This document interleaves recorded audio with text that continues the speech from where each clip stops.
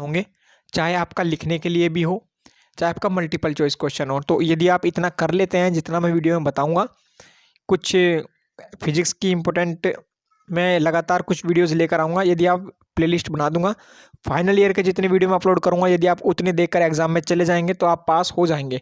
ठीक है, तो चलिए पहले क्वेश्चन से शुरुआत करते हैं। इंग्लिश और हिंदी दोनों मीडियम में आपको ये प्रोवाइड होंगे, तो आप चेक कर लेना। अगर आप चाहते हैं डिटेल वीडियो इन पर पॉइंट टू पॉइंट, तो डिटेल वीडियो भी मैं इन पर बना दूंगा। चलिए शुरू करते हैं। एक टीवी, इंग्लिश हिंदी दोनों में मैं क्वेश्चन पढ़ूंगा और उसके फिर आंसर बताऊंगा। और अभी आप मल्टीपल चॉइस क्वेश्चन को इस तरीके से याद कर लीजिए क्योंकि टाइम कम है, और अभी एक बार आप इस तरीके से याद कर लेंगे तो आपका पास होने की जो है प्रॉब्लम वो खत्म हो जाएगी, पास आप होने लायक एकदम हो जाएंगे परफेक्ट। उसके बाद अच्छे मार्क्स के लिए वो मैं डिटेल में आपको डे टू डे वीडियो में बताता रहूँगा। तो सबसे पहले कुछ डाउट्स क्लियर कर लेते हैं। एक टीवी में एक इलेक्ट्रॉन की गतिज ऊर्जा 25 के ईवी है, इलेक्ट्रॉन के विराम द्रव्यमान में प्रतिशत वृद्धि कितनी होगी? ठीक है, तो in a television the kinetic energy of an electron is 25 ke small e है यानी electron.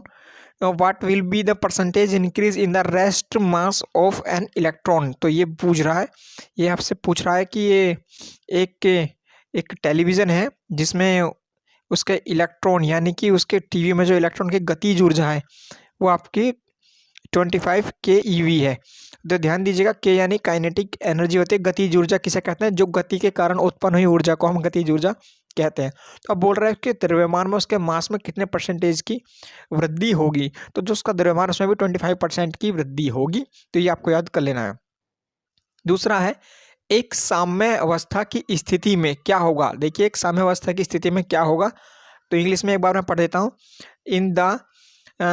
In the equilibrium state, तो क्या होगा इन दोनों में से? एक, प्रोबेबिलिटी इज मैक्सिमम, या फिर beta parameters of two systems are equals. तो ये जो है दोनों ही आपके हो जाएंगे, प्रोबेबिलिटी इज मैक्सिमम और आपका beta parameters of two systems are equal, यानी कि प्रोबेबिलिटी को बोलते हैं प्रायिकता, यानी कि आपकी जो प्रायिकता है वह अधिकतम होगी और जो पैरामीटर्स दोनों सिस्टम के लिए समान होंगे। ये आपको याद कर लेना है, किसके लिए? साम्यावस्था। तो मैं बता दूं, जो ये इंग्लिश में लिखा है इक्विलिब्रियम, साम्यावस्था, इसे बोलते हैं संतुलन की स्थिति। ठीक है, इसको बोला जाता है संतुलन की स्थिति। इक्विलिब्रियम का मतलब होता है संतुलन की स्थिति, चाहे उस माध्यम में जो है विरोध हो रहा है तो उसमें भी संतुलन की स्थिति।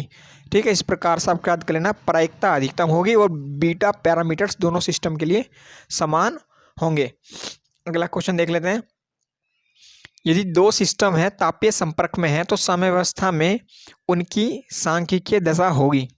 ठीक है, दो सिस्टम है तापीय संपर्क में है तो साम्यावस्था में उनकी सांख्यिकी क्या दशा होगी? इंग्लिश में एक बार question, in the statical condition of equilibrium of two systems in thermal contact is where. तो ये आपको देख लेना है।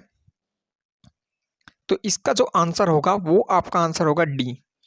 तो ये आपको याद कर लेना है, del upon del E1 log ओम ई कैपिटल E1 और डेल अपॉन डेल E2 ओम E2, ये इसके इक्वल में कर देना है। यहाँ पर 1 हटाकर आपको 2 हर जगह कर देना है। नॉर्मली आपको इस प्रकार से ही याद करके जाना है। आप एक बार ही ना मल्टीपल चॉइस क्वेश्चन को याद कर लीजिए क्योंकि एग्जाम में डिट्टो क्वेश्चन ऐसे आते हैं, और लिखने के लिए मैं डिटेल वीडियो आपकी ओर बना दूंगा। ओके, देखिए डायग्राम को अच्छे से देखिए। इसमें पूछा गया है कि उपरोक्त चित्र में क्या प्रदर्शित करता है, तो उपरोक्त चित्र क्या प्रदर्शित करता है?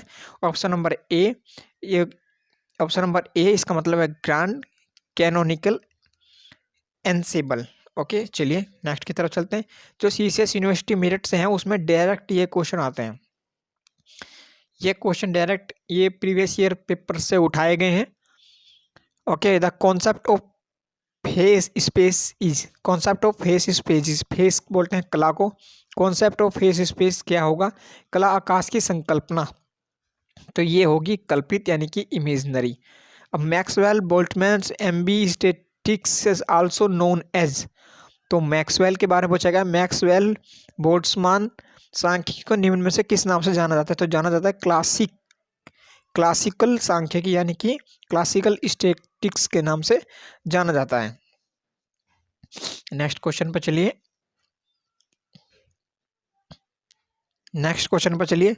The expression of most probable speed is, तो सबसे प्रायिक गतियों के लिए व्यंजक क्या होगा? सबसे प्रायिक गतियों के लिए व्यंजक क्या होगा? सबसे प्रायिक गतियों के लिए व्यंजक होगा आपका B, V M P root में 2kT/m। के यहाँ पर काइनेटिक एनर्जी होगा, टी यहाँ पर टाइम या फिर आवर्तकाल, या एम यहाँ पर होगा आपको मास को डिनोट करेगा, ठीक है। और ratio of V R M S, V A small V G और and V M P is, तो यानी कि इसका अनुपात क्या होगा, इन तीनों का अनुपात क्या होगा? तो आपका ये अनुपात हो जाएगा 1:0.92 और फिर आपका रेशियो 0.817। पॉइंट के बाद लिखी हुई संख्याओं को आप ऐसा मत बोलना 81, तो ये बोला जाता है पॉइंट के बाद 81। ओके, अब calculate the value of velocity component of V X for the which probability F V X falls to 1/e² times its maximum value. तो इसकी मैक्सिमम वैल्यू हो जाएगी वी एक्स 4kT/m। नेक्स्ट की तरफ देखते चलेंगे। हिंदी माध्यम वाले जो छात्र हैं वो हिंदी को भी देखते हैं। एक विमीय आवर्ती दोलित्र की आवर्ती होगी, ये क्वेश्चन 11th और 12th में से है। The frequency of one dimensional harmonic, ठीक है, हार्मोनिक ऑसिलेटर। तो इसका जो हो जाएगा आपका, इसका जो आंसर है आपका, आप खुद भी सोचे 11th का है ये आंसर, 11th का, ठीक है। आप थोड़ा सा दिमाग लगाइए, इसका वैसे ए है, एफ बराबर 1/2 रूट में k/m, ठीक है। और ये जो है आपका, ये कहाँ है, क्या ये ऑसिलेटर, इसका मतलब होता है कांपने वाला, कंपन type. The volume of small element, ठीक है, the volume of small element, del का मतलब भी होता है बहुत ही छोटे से छोटा।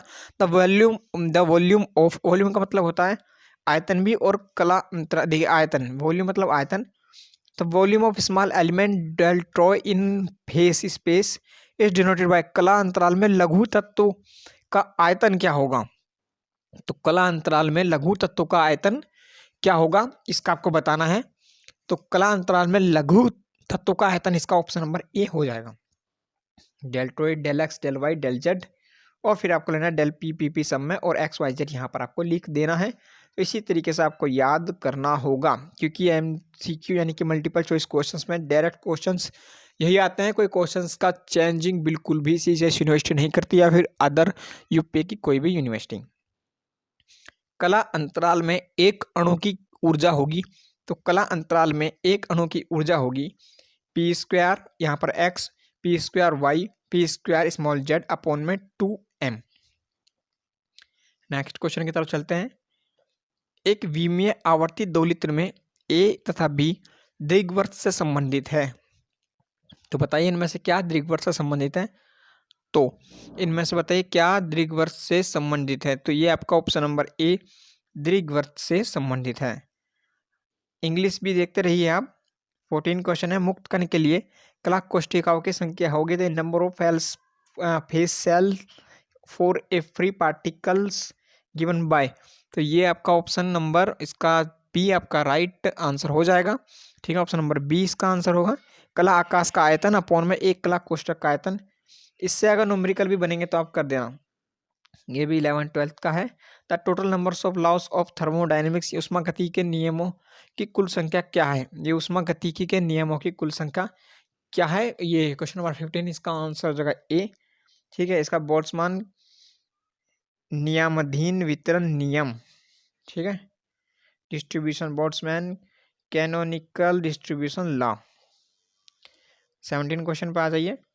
ऊर्जा का समविभाजन नियम, according the law of equipartition of energy, average energy of system 1/2 kT where के, तो ऊर्जा का समविभाजन नियम के अनुसार ने कहा है कि औसत ऊर्जा 1/2 kT है, 1/2 kT है। तो इनमें से क्या ऑप्शन सही होगा कि यहाँ पर बोल्ट्जमान नियतांक है और टी यहाँ पर ताप है? तो बताइए यहाँ पर क्या होगा? तो इसका आंसर आपका हो जाएगा सत्य, तो जहाँ पर kT सत्य है। नेक्स्ट की तरफ चलते हैं। एक आणविक गैस की औसत ऊष्मा नियत ताप पर होगी, तो एक आणविक गैस की औसत ऊर्जा नियत ताप पर CV 3/2R होगी। ऑप्शन नंबर ए इसका राइट आंसर है।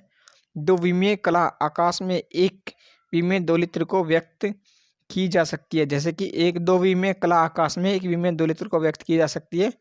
जैसे कि आपका एक दीर्घवृत्त सूक्ष्म कैनोनिकल में प्रत्येक निकाय रखता है, तो सूक्ष्म कैनोनिकल में प्रत्येक निकाय ऊर्जा और कणों की संख्या रखता है।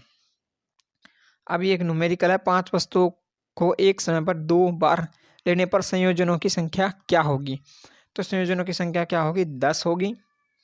इंग्लिश वाले देखते रहे इंग्लिश भी, ठीक है। एक घटना की प्रायिकता नहीं हो सकती। एक घटना है जिसकी प्रायिकता कभी भी नेगेटिव नहीं हो सकती। The value of probability of A event can not be negative. Okay, एक पासा फेंका जाए, 2 बिंदुओं वाला फलक के ऊपर आने की प्रायिकता क्या होगी? तो ये डाइस इज थ्रोन ये वर्ब की जो है सेकंड या फिर थर्ड फॉर्म मान सकते हैं। Dice is throne determine the probability of with 2 dots coming up, second form है। तो वो इसकी प्रायिकता क्या होगी? 1/6 इसकी प्रायिकता होगी। 6 फलक है और पासे 6 फलक वाले पासे का एक जोड़ा, प्रत्येक पर 1 से लेकर 6 अंक अंकित है, एक ही समय पर फेंका जाता है, तो उसके 9 आने की प्रायिकता क्या होगी? तो इसके 9 आने की प्रायिकता भी 1/9 ही होगी, ऑप्शन नंबर सी। तो ये कुछ 25 क्वेश्चन थे जिन्हें डायरेक्ट मैंने आंसर बता दिया है, कोई डिटेल सॉल्यूशन नहीं प्रोवाइड किया है, मैं खुद ही बता रहा हूँ। अगर आपको डिटेल सॉल्यूशन चाहिए तो कमेंट कीजिए, मैं डिटेल सॉल्यूशन पर वीडियो बना दूंगा chapter wise. Okay, detail solution पर भी। पर जीसीएस यूनिवर्सिटी या अदर कोई भी यूनिवर्सिटी जिसमें मल्टीपल चॉइस क्वेश्चन आते हैं, तो यदि आप ये डिटेल सॉल्यूशन के बिना भी जो मैं बता रहा हूँ वो याद कर लेते हैं, तो आप पास हो जाएंगे, बल्कि पास से अच्छे नंबर ला सकते हैं आप। 70% से ऊपर भी आप नंबर ला सकते हैं। तो ठीक है, और भी मैं नेक्स्ट वीडियो लेकर आऊँगा, वीडियो को लाइक कर सकते हैं। ओके।